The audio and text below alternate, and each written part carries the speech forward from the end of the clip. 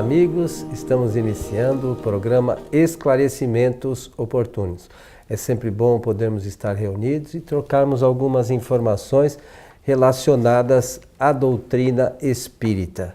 E nós aqui em nosso programa sempre nos baseamos nas obras fundamentais da doutrina, que são os livros de Allan Kardec. Como sempre, em nossa companhia, Milton Felipe. E aí, Milton? Tudo bem, muito agradável estar sempre aqui para estudarmos. Você falou bem, trocarmos experiências e aprofundarmos os nossos estudos. O interessante é que quanto mais a gente aprofunda os estudos, mais a gente chega à conclusão de que sabe muito pouco. Não sabe nada, né? De uma doutrina inesgotável como a nossa. Desejar a todos, como sempre fazemos aqui em nosso microfone e diante das câmeras, que os bons espíritos nos ajudem sempre. Muito bem, seu Milton. Para aqueles que não sabem, recentemente o Milton fez uma palestra lá na nossa casa espírita, a Sociedade Espírita Francisco de Assis, que inclusive já está disponível para aqueles que queiram assistir no site kardec.tv. Se acessar, você vai encontrar lá nas palestras a palestra do Milton. E muitas outras, mas essa em especial que o nosso companheiro ou companheira, não sei exatamente, mas nos encaminhou uma pergunta. Sobre a palestra, o tema foi a cura através dos fluidos. Gostaria de saber como organizar uma reunião de curas. Não sei se isso pode ser alguém de alguma casa espírita, né, pelo teor da pergunta, né, Milton? Pode ser sim, pode ser sim. Nós agradecemos a indagação, sempre que encaminhar, quando chega até a nossa produção, qualquer pergunta, nós ficamos sempre satisfeitos, contentes, com o interesse e a necessidade da dissertação de algum eventual tema doutrinário. E esse é realmente um assunto que está envolvido pelo estudo da doutrina espírita. Allan Kardec escreveu um capítulo quase que especial sobre essa matéria no livro dos Médiuns, e depois ele foi entremeando as matérias, os artigos, a correspondência, a vasta correspondência que ele recebia na própria Revista Espírita. Nós encontramos lá um farto material pertinente, então, à cura através de fluidos. Kardec tomou cuidado de publicar todas essas matérias. Agora, a pergunta é muito específica. Ela é tecnicamente específica. Ela diz assim, como organizar uma reunião para esse objetivo, para efetuar curas. Em primeiro lugar, nós devemos dizer que o Espiritismo não tem como objetivo principal o tratamento e a cura de enfermidades físicas. Esse não é o primeiro objetivo da doutrina. O objetivo da doutrina espírita é oferecer noções sobre a vida, filosoficamente falando, cientificamente falando e moralmente falando. É por isso que os 5 livros de Allan Kardec, eles percorrem essa estrada de discussão filosófica. Então, a cura do espiritismo é a cura do espírito e não do corpo material. Entretanto, há uma adição aí de providências que os espíritos sugeriram durante toda a história da nossa humanidade, que é o atendimento às necessidades ligadas com as disfunções da saúde física, né?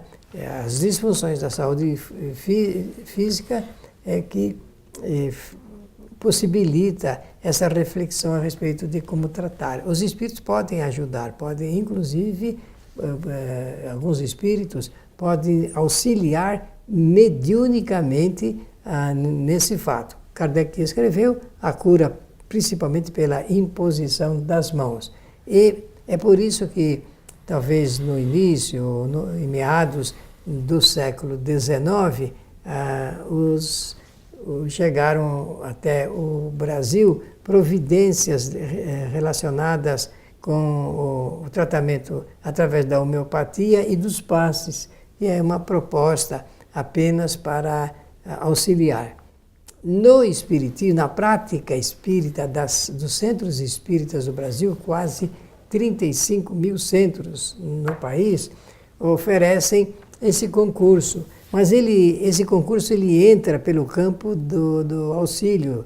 Ele é um coadjuvante, não é um trabalho principal.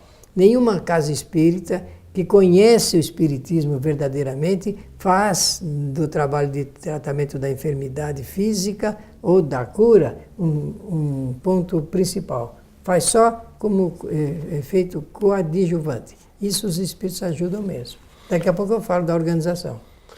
Mas a gente tem que entender primeiro, acho eu, Milton, sobre uma questão primordial, e você fala também na palestra, que é a questão relacionada com os fluidos. Sim. Né? Que é o capítulo 14 lá do livro A Gênese. Como é que os espíritos trabalham os fluidos?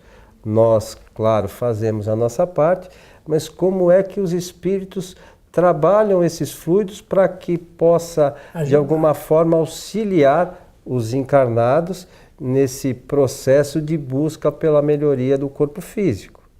Né? Se a gente não tiver esse conhecimento... Nem adianta falar de cura. Né? É um pouco... Eu acho que é assim. Os espíritos acabam atuando sempre para auxiliar as pessoas, mas nós acabamos fazendo parte ali de um trabalho que a gente não sabe o que está acontecendo. É verdade. Né? Então, é importante que a gente busque o conhecimento, estude, para saber como é que se processa. Por exemplo, senta uma pessoa na sua frente para tomar um passe. O que você vai desejar para ela? O que acontece a partir daí? Quanto ela precisa do quê? A gente não faz ideia. A pessoa senta lá, a gente acha que está fazendo, estou doando. O que você está doando? Quanto do que você está doando ela precisa? Como é que você vai dosar isso? A gente não tem a menor noção de como isso funciona. Então é bom que falemos a respeito. Vamos falar sobre isso. Então vamos partir desse princípio apresentado pelo Coelho, que isso facilitará o nosso entendimento. O centro espírita, ele colabora com as pessoas através da transferência de bons fluidos salutares. Pode ser até curadores. Esse trabalho de doação de fluidos não é feita pelos seres encarnados, é feita pelos seres desencarnados. São os espíritos que processam isso. De que forma? Eles vou usar uma palavra nossa aqui, só para facilitar. Eles apanham uma certa quantidade de fluidos, oferecida essa quantidade pelo médium, e combina essa quantidade com os seus próprios fluidos. Fazem esse encaminhamento de forma perispiritual. Porque quem vai receber o fluido não é o corpo da pessoa enferma que está ali pedindo, é o perispírito. Porque o perispírito é formado de fluidos. Então, realmente são compatíveis. Os fluidos combinados, né, pelos espíritos e direcionados pelos espíritos, através do perispírito do médium e da pessoa, para o perispírito da pessoa enferma que está precisando. São os perispíritos que entram em funcionamento aí. Quando a gente recebe um copinho de água, tem centro espírita que oferece, a água é material. Então, é o corpo da pessoa, quando ela bebe, é o corpo que ingere e entra no metabolismo. Agora, os fluidos não são no corpo, os fluidos são através do perispírito que combina fluido com fluido. E aí é um processamento, às vezes é instantâneo, por isso que Kardec fala no livro dos médiuns das curas instantâneas, ou então demora um pouco, dependendo de alguns fatores que nem é o caso aqui de citar, porque cada caso é um caso verdadeiro. Mas é muito exceção, mas a regra geral é essa. Agora o detalhe é o seguinte: o médium sabe qual é a quantidade de fluido que uma pessoa precisa? Ele não tem a menor condição de saber. Sabe aquela pessoa que sentou ali na frente dele, o que ela tem? Sabe? Então, são os espíritos que vão fazendo, vão inventariando esta situação.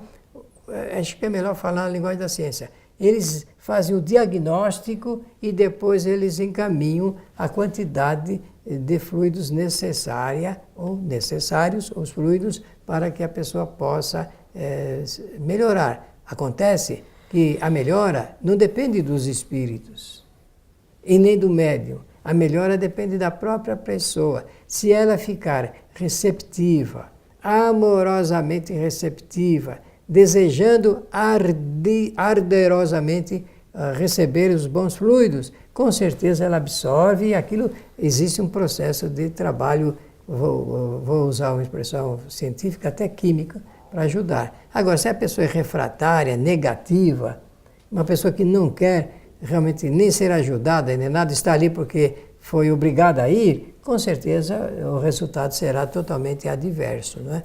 Então, isso é a mecânica. Agora, a pessoa quer organizar uma reunião de cura. Olha, reunião de cura, nós achamos um pouco de pretensão. Até porque é uma transgressão às leis sociais, porque é proibido realmente prometer cura, sugerir cura, está lá no Código Penal. No Código Antigo, 284, o artigo. É proibido terminantemente propor cura para as pessoas. Isso é coisa da ciência, da medicina. Nós até, na doutrina espírita, sempre dizemos, olha, você vai receber o passe, que é uma ajuda, um esforço dos espíritos de auxiliá-lo, mas procure um médico, siga a orientação do médico. Jamais a gente deve substituir o tratamento médico pelo tratamento do passe. Ao contrário, combinar os dois para que o resultado seja satisfatório. Às vezes, sabe, Milton, as pessoas pensam, bom, vou colocar lá no centro, vou começar a organizar um trabalho de cura. E eu acho que a gente esquece um pouquinho do que acontece. Então, você sabe exatamente o número, eu não me lembro se são 36 ou 38, as curas que Jesus fez. 38. 38. Então, imagine o seguinte, Jesus, o espírito mais perfeito que teve no nosso planeta, conseguiu curar 38 pessoas. A gente quer curar o mundo. A gente não tem noção. E olha que foi uma multidão, milhares de pessoas. Milhares, ele curou 38. A gente, às vezes, quer fazer um trabalho de cura que acha que todo mundo vai ser curado. É possível? Não. A gente tem que ter o pé no chão. Agora, eu posso ir na casa espírita e receber bons fluidos? Claro que sim. Deve. Como você falou, mas como é que estão os meus pensamentos na hora que eu estou lá? Vou lá, eu vou assistir uma palestra que vai me trazer alguns conhecimentos que são, talvez, os meios de mudança que a gente espera ter para que esses fluidos possam fazer ação sobre nós. Então eu assisto a palestra e estou pensando na hora de ir embora. O que vai passar na novela? Né? Hoje tem o jogo. Eu não estou com o meu pensamento voltado para o trabalho. Então, na verdade, eu vou numa casa espírita, às vezes esperando que um milagre aconteça. E não há milagre. Não, isso aí não existe. Então, a gente precisa estar consciente disso, que a maioria das vezes, a eficácia do tratamento está diretamente ligada com a nossa transformação moral, com a nossa melhora, com a nossa conscientização de que precisamos ser espíritos melhores. Enquanto a gente não fizer isso, sinto muito. E outra coisa, né? Então, às vezes as pessoas vão à casa espírita, melhora um pouquinho no primeiro momento, que tem uma ação fluídica lá e a pessoa acaba melhorando. Aí a pessoa volta a reincidir nos mesmos equívocos. O que Jesus dizia? Vai e não erres mais. E a gente volta a fazer as mesmas bobagens, desculpe o termo. E que é o quê? Aí é derrapar, não é? Derrapar. Nós temos que ter essa consciência firme para podermos ajudar as pessoas que precisam e nos ajudar também. O detalhe é que existem reuniões, agora para falar como recadinho para a pessoa que fez a pergunta, existem reuniões que podem substituir as reuniões chamadas de reuniões de cura. Eu vou citar. Uma boa reunião de estudo tem efeito terapêutico. Claro. Porque a reunião de um estudo sério, profundo, bom, gostoso, porque existem sempre metodologias bem adequadas, elas proporcionam às pessoas um estado interior de leveza. Elas ficam alegres porque aprendem mais, avançam e começam por si sós a identificar pontos de apoio nos espíritos que colaboram com a reunião. Vejam bem, eu disse que ela tem características de terapia. E, ao lado disso, quando uma pessoa sabe fazer uma verdadeira prece espírita, olha, eu estou falando assim de uma maneira bem clara, uma prece espírita, que é partindo do sentimento mais nobre, do desejo sempre ardoroso de ajudar as pessoas, com confiança, que Kardec chamou de fé verdadeira. Quando a gente faz uma prece voltada para ajudar as pessoas, os espíritos realmente ajudam as pessoas. Ajudam, porque eles fazem desse recurso, então, um caminho salutar para que as pessoas sejam melhores, recebam fluidos, porque os fluidos são matéria combinada, elas têm ali qualidades de tratamento, o próprio fluido. Então, com o pensamento, nós podemos ajudar. Existem pessoas, Coelho, ao longo da minha estrada aí espírita, eu pude observar pessoas que transferem fluidos com os olhos, outros falando, e outros impondo as mãos, outros sem nada, porque uma pessoa que não tem braços, ela pode também transferir fluidos, claro, através do pensamento. E esse encaminhamento é saudável, ele é benéfico, ajuda ao ponto de até curar pessoas doentes, desde que elas queiram segurar. Não adianta querer ajudar pessoas que não querem ajuda e nem pretendem cura alguma. Então, nós temos que combinar as vontades, o interesse de todos e a possibilidade dos espíritos. O Milton lembra sempre das 3 ferramentas que o espírito tem para a evolução. É a inteligência, a vontade e o pensamento. A gente não faz ideia do que o nosso pensamento pode realizar, né?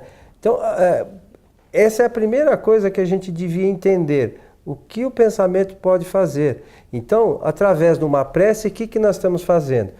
Estamos direcionando o nosso pensamento para auxiliar aquela pessoa. E é o que Kardec fala. E isso não acontece? Acontece. Pois é, então a gente não percebe, vamos dizer assim, o cuidado que a gente tem que ter com o que a gente pensa. Mas da mesma forma que a gente pode pensar coisas boas, às vezes a gente pensa coisas não muito boas. Mas tem que exercitar, tem que ter regras no pensamento. Olha, esse assunto ligado com a utilização do pensamento é tão séria, que René Descartes, um grande filósofo francês, lá pelos idos de 1600 e pouco, ele escreveu um livrinho que ele deixou como um verdadeiro legado para a humanidade. Chama-se Discurso sobre o Método. O que pretende o René Descartes quando escreveu esse livro? Ele pretendeu transferir para a humanidade a maneira como ele aprendeu a pensar para aprender corretamente. Olha que coisa simplesmente notável. São 4 pontos que a gente pede a gentileza dos nossos ouvintes e espectadores lerem. O livrinho tem 60 páginas. É um livrinho pequenininho, fininho, que nem você costuma dizer, chamado Discurso sobre o Método. O filósofo é René Descartes. Se nós lermos e aprendermos como que a gente pode simplificar a vida, melhorando o pensamento, a maneira como pensar, olha, meus amigos, pensando corretamente, não apenas eu viverei melhor, como eu ensinarei outras pessoas a viverem melhor também. E isso que faz a diferença, né, Milton? E olha, e é exatamente essa diferença que Jesus trouxe à Terra. Jesus veio ao mundo Não é para ensinar a rezar, não. Veio ao nosso planeta para nos ensinar a pensar corretamente sobre a vida, sobre o Criador, sobre imortalidade, evolução, reencarnação, livre-arbítrio e causa-efeito. Essa é a proposta de Jesus de Nazaré. Jesus veio para nos ensinar, não vai salvar ninguém não, né? Jesus, através dos ensinamentos deles, a gente pode aqui, vamos dizer, o que a gente chama, entre aspas, de ser salvo. Evoluir. Da ignorância. Ampliar os nossos conhecimentos. Mas Jesus não vai pegar e tirar ninguém de lugar nenhum, a não ser pela... A gente não faz isso a não ser pela nossa vontade, né, Milton? Exatamente, é isso mesmo? Exatamente. Estamos chegando ao final, Milton, de mais um programa. Esse tema é um tema bastante muito bom, importante, né? Apreciei bastante, sim. Eu quero aproveitar, então, Coelho amigo, e desejar a todos os nossos ouvintes e espectadores que os bons espíritos nos ajudem sempre. Lembrando mais uma vez que a palestra sobre esse tema, cura através dos fluidos, já está lá no nosso site kardec.tv e todos poderão assisti-la. A você que esteve conosco, nosso abraço e até o nosso próximo encontro.